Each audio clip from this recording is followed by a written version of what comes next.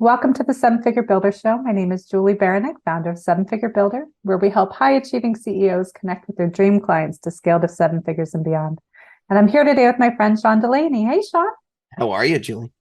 I am fabulous now. Fabulous is good. Absolutely. We'll roll with it. So, first and foremost, where in the world are you? I am in New Jersey. You That's are very right. close to me. I'm in Maryland.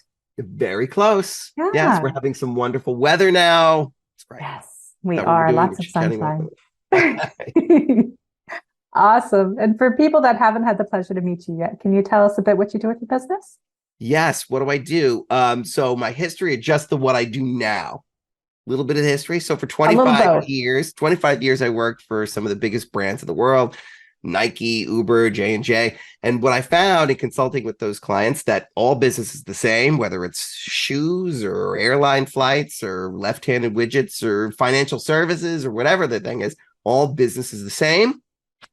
And that it's all so overly complex for various reasons that I discovered. And it's just hard and not in the right place. But so much institutional business has flourished seemingly since the Industrial Revolution, where we started to follow how disjointed things we get. We can unpack that more if you want, but after Sure. the Industrial Revolution, things got so out of people's span of control that silos started to form, disciplines started to form around the things that we knew implicitly businesses needed, but they all were just kind of little left of where they needed to be, right? A little off center. And we look to these big businesses and try to emulate them and follow their success, all still doing things that aren't great, aren't flowing, aren't easy, aren't naturally leveraged. And people built power fiefdoms and silos in order to have a comfortable space in the world and have some kind of power. And so disciplines developed that then entrepreneurs who fall into their business because they had a great idea but didn't know all of these disciplines, or fled corporate, not realizing that the insanity of that model still had some institutional leverage that they were gaining to help them excel when they hadn't mastered all 10 of the disciplines. They come here to the real world of entrepreneurial effort and grind, and it just feels hard and not right. But we look to our older brother to see how we should behave in school. And all right, we look to bigger businesses to try to emulate. And that's why so many people die on Monday morning driving to work from heart attacks, right? Rather than any other time of the week, because we're killing ourselves doing this thing in a way that just isn't easier, more fun, more scalable, and more harmonious. And so what changed my life was the first entrepreneur that said to me, you do this thing for the Fortune 500 and you're kind of knocking them off of what they traditionally think about these disciplines. Does that work for entrepreneurs? And I said, well, let's find out. And then I never wanted to go back, because in just one contract for one of those clients, as an example, I saved them $30 million that Wow. year, and they didn't care. Nobody cared. You cared. That was the biggest reaction I've ever gotten. Oh, wow. They didn't care. Now, did they care? Kind of, sort of, but it didn't move the stock price. Didn't do anything for a giant company like that. You help entrepreneurs, and they say, You're changing lives. "Well, my kids can go to college. Mhm. My dream product is now finally in the marketplace, or my service that I thought could save the world now has a chance." That's where I want to spend the rest of my life. So I had to figure out, how do I do that now for entrepreneurs that isn't overcharged or overpriced or overkill. So I became a fractional COO, sort of help a lot of different entrepreneurs.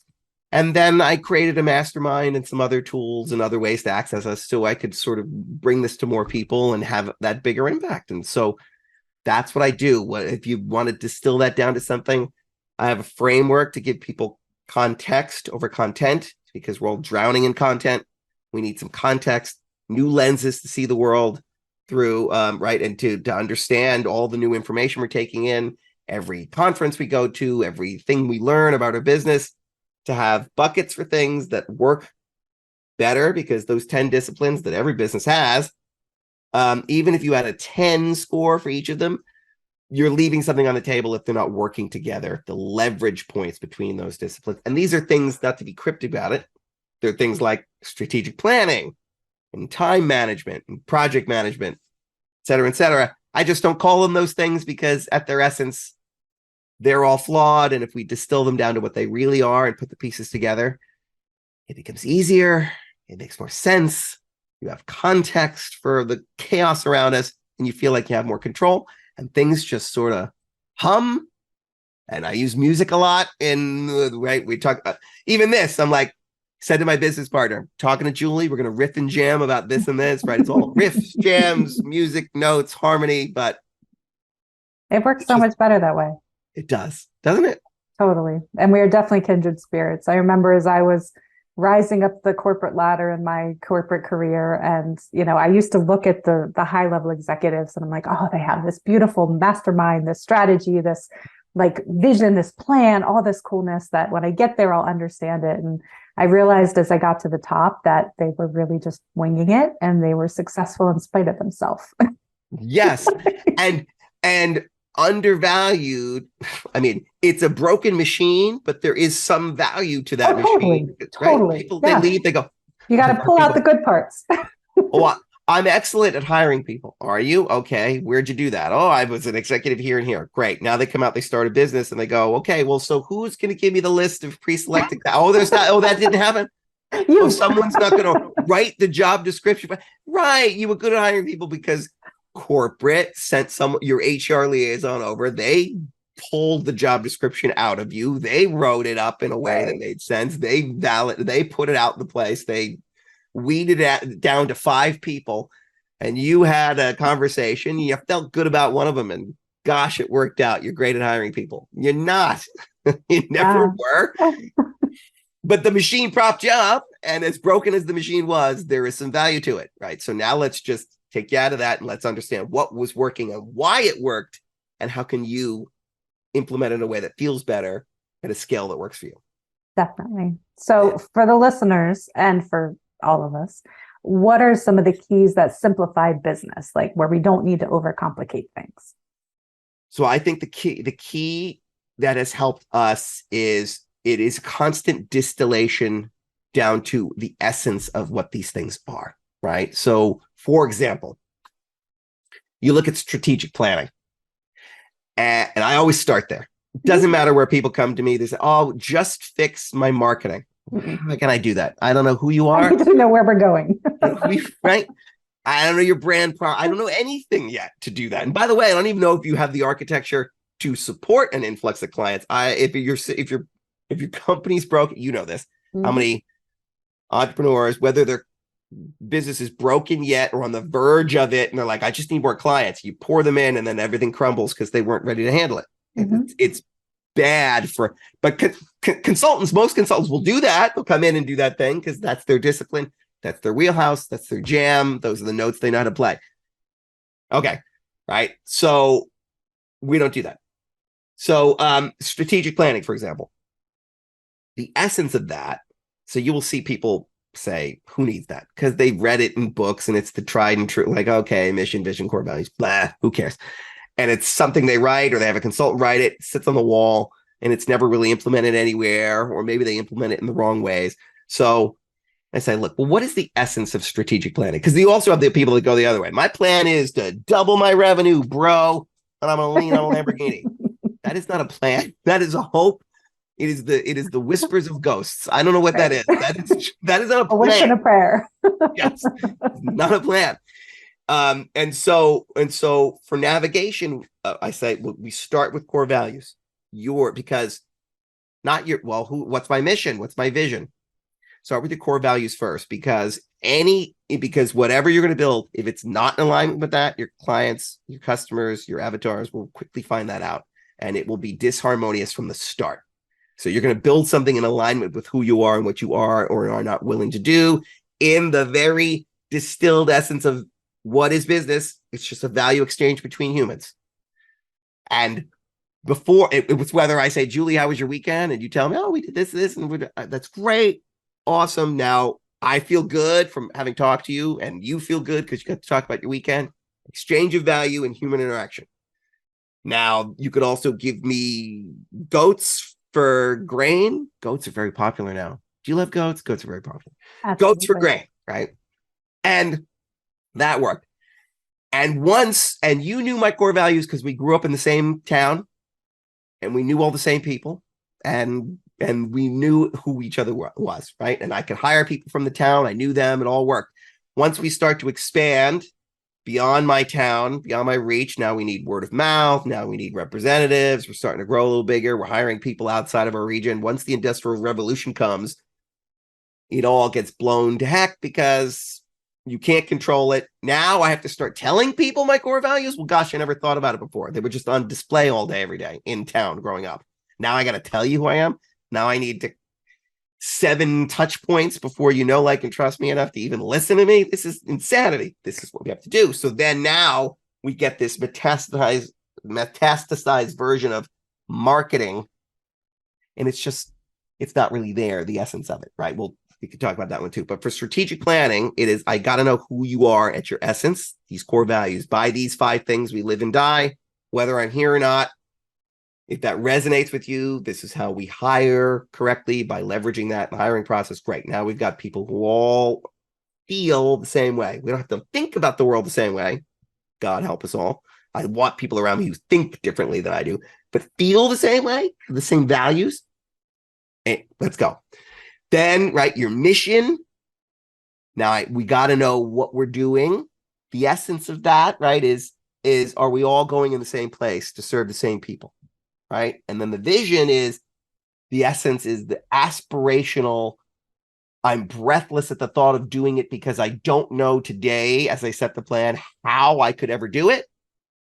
But it is motivational enough for me to take steps in faith that we will get there and the path reveals itself along the way. That is the essence of what strategic planning is. Now that we know the essence, anything that we're doing that doesn't move us to that place, doesn't feel in there, is some other kind of activity that could either be cut, let go, and things that does feel like it could get us there should be incorporated. Well, gosh, I never read in a book where you're supposed to, have a picnic with your employees and do XYZ exercise to get there. No, I know. But does that feel closer to what you're trying to do? Yes. Then maybe do it.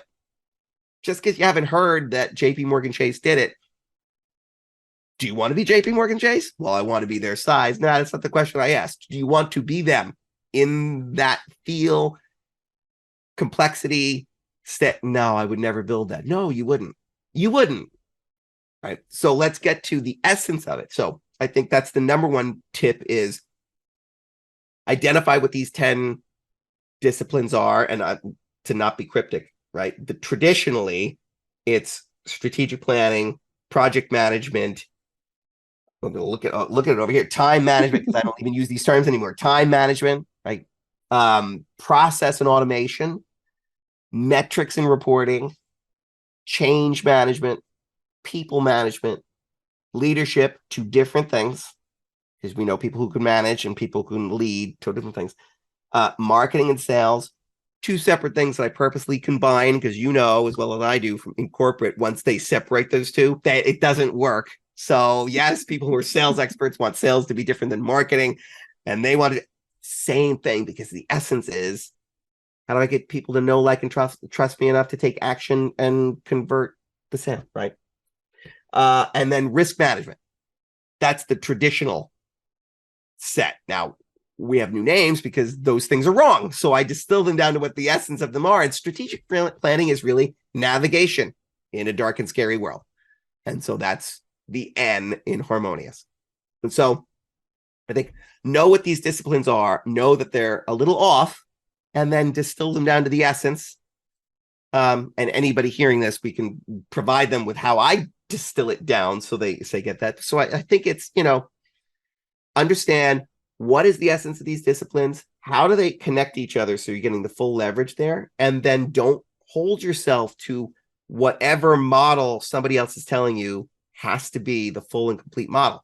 What makes sense, using those buckets, what makes sense to add in or subtract?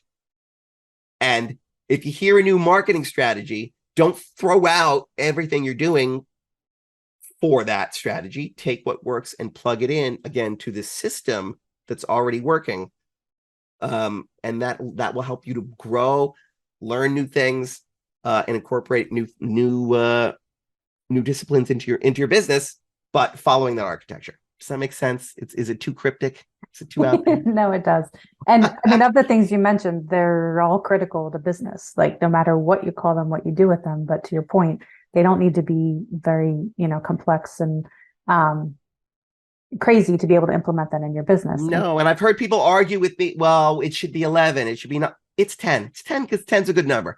Yeah, I could separate. You can mush them together. Yeah, I could separate marketing and sales, but I don't think they work well when you do that. And I could, leadership and management should be separated. I could make it 20, but that's not usable. And I could make it 5, and that's Too buckets are too big. Yeah. 10's a good number.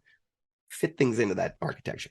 I like it. And the clearer you are on your North Star, the more everything else aligns to it, and you actually make progress in that direction. Because quite frankly, they're very basic, but very big questions that you started with of, what are your core values and what is your mission statement? And it feels very lofty, but if you can't clearly articulate it to yourself, then how the heck are you going to articulate it to anybody else? Internal, external, it doesn't matter, right?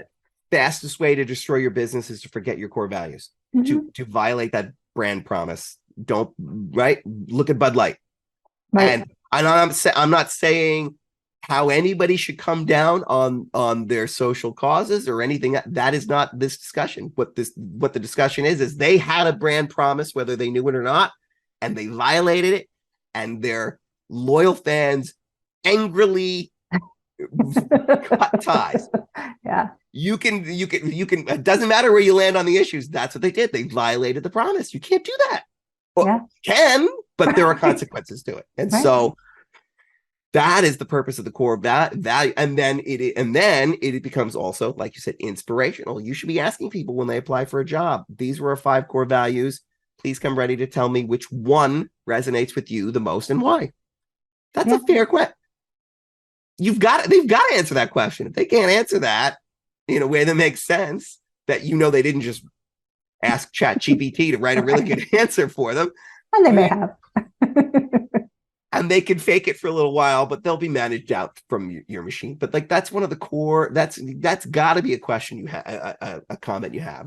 Why are we talking dental benefits before I even know if you're going to love this flavor over here, right? Yeah, totally.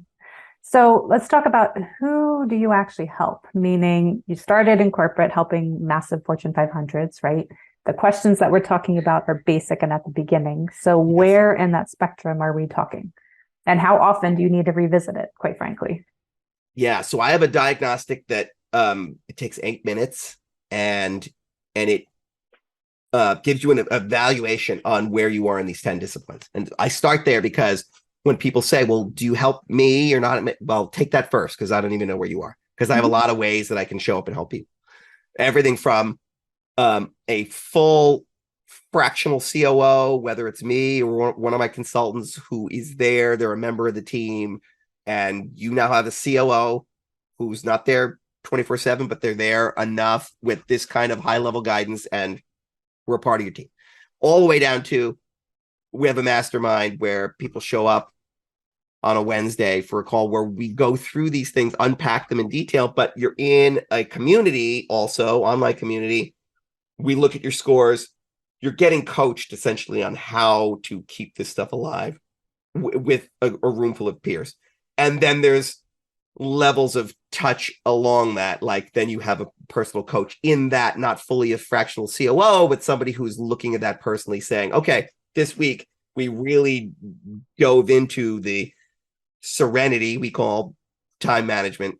You don't manage the river of time any more than the woman in the raft manages the river. She's floating down. You allocate its moves. Right. It's a finite resource. You allocate it to do that well and still feel like everything got done while you had time. And that's the essence of serenity, right? So that's what we talk about there. But so, so then we would move through that together and say, this is what we're trying to accomplish. And here's how to implement these things. So So we start with the baseline. Where are you in these 10? And answer 5 questions for each of the, I know 50 questions sounds like a lot, but it takes 8 minutes. I know we've timed it because it's a sliding scale. I do this all the time. I 100% agree. 0, never. And it's a sliding scale. At the end, it is a very accurate report of here's probably what your company looks and feels like. And I tell people, if you believe that, then great, please take the diagnostic and enjoy everything it tells you to do. And if you don't believe it, please take the diagnostic to prove me wrong and then call me up afterwards and tell me I was completely full of it. No one's done that yet. I hope you're the first, please, if I'm take it, but take it. And so then I know where people are and how we can show up for them, if at all, because maybe they hate this flavor of, I was going to say music, but you don't taste music usually. I mean, that would be the flavor of this pie, the rhythm of this jam. All right, it's going to be we're getting a lot of mixed metaphors here. Yes. I think you get what I'm saying. Yeah. It kind of depends on where they are, and where their business is. Usually it's with people who feel like they either have hit some kind of ceiling and aren't sure where to grow, or things are humming along, but they're ready to throw themselves out the window because it's just too much. It feels too hard. It feels like a constant battle. I still feel uncertain. I wish I had one place to go, but I got like 4 gurus and 5 different disciplines, and none of it's talking together. Yes, because you still don't have that context, that framework on how to plug things together and make them work right. Absolutely. And speaking of how to plug things together, in the world of systems and automation, I'm a big automation geek. So where are the biggest gaps that you see that people have in their businesses that, they may not know even exist? From an automation standpoint and process system and automations. Yeah. I think the problem there also is that there are people who are super excited about the automations and think that's going to be the answer to ultimate efficiencies, and they make things faster that they didn't even need. Right. So it's like, I got about a whole bunch of left-handed widgets. Does anybody want them? No, nobody wants a left-handed, but I automated it and now I get twice as many in half the time. That's not better. Right. But it's easy for them and they see that. And okay. So what I say is I like to think about things in the traditional value chain, just distill it down to the essence. What am I trying to do by automation? I'm trying to deliver, hopefully, value faster. So, because so many automations, this is great to unpack, are done to make what? So if I'm doing it wrong, I'm going to automate stuff because it's easier for me, not necessarily easier for you. And so if I start with the end user in mind and then back into it, say, so what they really want, so what do they really want? Do they really want better quality, speed to delivery, those right kind of the triangle of things you can have, right? Quality, speed, right? And or volume, right? And so what is it they're trying to get? And then how do I make that flow from nothing to something, raw materials to value, ideation to service, right? Whatever it is, how do I automate those things faster? That is the first place for automation. Not because yes, you can do it on your own, so long as to make things easier for you internally, so long as it's with the end client in mind. Otherwise, you could break that. Yeah. And now you violated. It happens all the time. They're like, this used to be so easy, right? Now I had just had this conversation with my accountant. He sold his practice after I don't know how many years, and now it's different. And it's like, this is awful. This is confusing. They're like, no, but you don't understand. We can serve so many more people now. It's easier for us to scale because this is so easy. I'm like, I don't care. I'm confused and this is awful. Yeah. I've been with you forever. No, but it's so good because Bill isn't as busy. I don't care if Bill is busy or not. That's Bill. I love Bill. Bill's going to be really flexible with his time if he has no customers. Yeah. So yes, this is going to be great. So end user in mind, and then to know why you're automating things. Yeah. No, I agree. And you've got to have the structure in place. Like I believe wholeheartedly in beginning with the end in mind, working backwards to it, seeing where Yeah. there are key points that you can speed things up to get to that ultimate goal, because otherwise you just break things faster. Yep. Yes. And en masse. Amen. Yeah. Yes. Awesome. Um, I totally lost my train of thought. I was so engrossed in what you were saying. Oh man, we were there on the platform. We're hanging out. All of a sudden, we see it go by. I go, I think I needed to be on that train. Right. Totally. Totally. So we were talking about the architecture, some of the places where you wanted to dive into it. We talked about the process and automation. Is that, are we triggering anything? Do we hear the whistle coming down the tracks again? No, we're good. Okay, good. All right. So we'll go that direction. So how do you encourage people to work smarter, not harder? I mean, that's a big piece of my core values. So, and it's a key thing with what you do with your clients as well. But what would you recommend for people to do that? So again, get it down to the essence of what we're trying to do. What are we trying to accomplish by the activities? So smarter, not harder, right? So one of the things I tell people is what I call the 4Ds. This is in the serenity, like why, how can we be right? Because smarter and not harder means we're going to be able to relax because we're more efficient, or right. So the 4Ds are new activities come in. Can I delete it? Meaning, is there some reason I have to do it? Right? No, can't be deleted because it's a really good idea. Maybe it's not today, but it's at some point. Okay, so can we delay it? Do we have 3 months to put? Can we push this next quarter? Couldn't get rid of it, but could we delay it? No, I can't delay it. So then now can I delegate it? So we know we're gonna have to do it, right? And we know we have to, we can't delay it, or we've delayed it as much time as we can. So now I'm going to delegate it first. So to whom should this go based on efficiencies and proclivities and all those things? And then the last thing is, can't do any of those things. So now I, as the entrepreneur, have to myself do it. And that's the order it has to happen in, because every entrepreneur does it in the reverse. I was just going to say that. I love the Eisenhower matrix and I'm a big fan, but I always picture it in the reverse. So I think when you do it in that specific order, it's way more powerful, because then you end up with what you have to do and you've already tried to eliminate everything that you. There's no other place for me to go, and it has to come to me. Yeah. Otherwise, because every entrepreneur does, they do until they're maxed out. And now they give the rest overflow to somebody else, still not deciding whether or not it has to even be done. Yeah. And then when it's so much that you and them can't do it, it gets delayed just because you couldn't get to it, whether it was important or not. And then the last is it's deleted because it just died on the vine. Right. And that's couldn't get to it. horrible. Yeah. And that's how most people are doing it. It's got to be the reverse. If you do it the reverse, then you know what that golden line is, that only Juli can do these things based on this quarter sprint that we're going to take and the activities we want to do in these 3 buckets with these metrics around them in this rhythm and cadence to effectuate this strategic plan. And these are the bodies who are best suited and most inspired to do them. And we're managing towards those things. This is how the whole thing starts to come together. And it becomes, while it sounds very complex, it becomes very easy when you've distilled all of this down to highest maximum value exchange for currency exchange with the least amount of effort. That should tell you where to go to effectuate that mission. You have your guiding star principle. This is the how then you operate, and then how you manage allocate your time based on those 4Ds.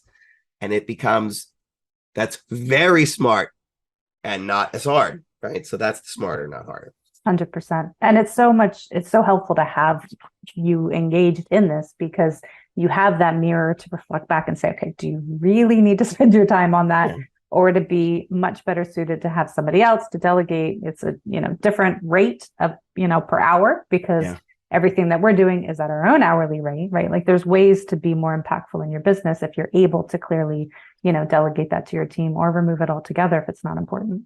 And the world wants you to do it in different ways because that's how they're all doing it. And that's what makes sense. And so that's the way to do it. And when you do it this way, it feels better. And yes, I can't tell you how many times with clients I'm saying, well, let's I know you don't want to go there. You're asking me whether or not you should do it. Let's go back to the core again. Oh, and even if it takes like 10 seconds to just run through it in order before I even get there, they go, I know. They already, this shouldn't be something we're doing. Okay, good. You got there. Yeah, but you have to step back just for a second. Yeah, you do. That's the smarter, not harder. Take 10 minutes so you save yourself an hour. Like, let's figure this out. Absolutely. Yeah. So I know you guys are growing, doing amazing things, but what can people expect from you next? Ooh, expect from us next. Well, so I am actually launching a giant like effort to what we're doing is, let's not be cryptic about it. We're creating a biodegradable food packaging from a sustainable source. It's going to be a massive disruptor in that industry. So this is like a second business over here. But for what if, what we're doing is that entire journey that I'm on there, we are bringing that into our mastermind and using that real example to say, live behind the scenes, you're going to see the ins and outs of what I'm literally doing over here with the dynamics and the contracts we're talking about and all the stuff. You're going to see that while we're building this massive thing account, it's still starting with a harmonious business architecture. And there's not a lot of masterminds out there that can do that, where they can say, here's a business taking on massive investments and lots of players and parties and things and lots of pulls on our direction and time. And how would you cobble this together? This is how you cobble it together. And so if it works there, it's going to work for your wedding planning business or whatever. I don't know why I just went there. I'm not getting married anytime soon, but let's see. Examples come when we use so that's one of the things we're doing. So we're expanding. It's a fairly young mastermind that we just launched. If these things age, that's the right term. And so yeah, we're adding that in now as a window into that. So that's kind of a new thing we're doing. So I love that. And it's not truly, but it's a proof of concept, right? Like it's taking your core principles and saying, okay, here, watch me do it live in a whole new business venture. And if I can do it, you can do it. Because that was the last thing I couldn't answer. It works for the Fortune 50. Mm-hmm. Then they said, well, it works for entrepreneurs. Well, it worked for franchise. Works for franchises. And now the big question was, well, but if you were starting something big from scratch, well, let's do that now too. Sure, why not? And if you can break it, I'd be the happiest person, because I'd go, wow, it didn't work. Now, why didn't it work? And we can go back and fix it, right? It's like that first time you get that eclipse and you go, maybe the earth doesn't go around, right? Maybe the sun doesn't go around the earth, right? Like something broke the model. Now we know. Now we can get a better model of the universe. I love it. So you've got so much going on in this new effort, which is amazing. But how do you define success? What does that look like for you? How do I define success? For me, it's was the mission, right? Is the mission accomplished? And did we push the vision out even further, right? So a success isn't just, I set out to make a peanut butter on toast sandwich for my son. That was but I added butter to it and a little bit. And he was like, this is the best peanut butter on toast sandwich you've ever made. I'm like, success. Nailed it. Achieved the mission. And now he's all jazzed up about it again. And we have a new lunch option to send him to school with. Mission, right? That's success. So I think, constantly pushing the boundary of, which could sound like a hamster wheel of success, right? Like you're never a success unless you blow it out of the water. But I think, for me, in general, the success is achieve the mission, but in a way that showed us we could do something even more and made that example for others as well. Like an additive kind of success. Which is a constant growth by doing it that way. And I'm a lifetime learner and constant improver. So I can definitely respect that perspective. So I think that's pretty cool. So if you had the attention of the whole world for 5 minutes, what would you tell them? We are all the same. And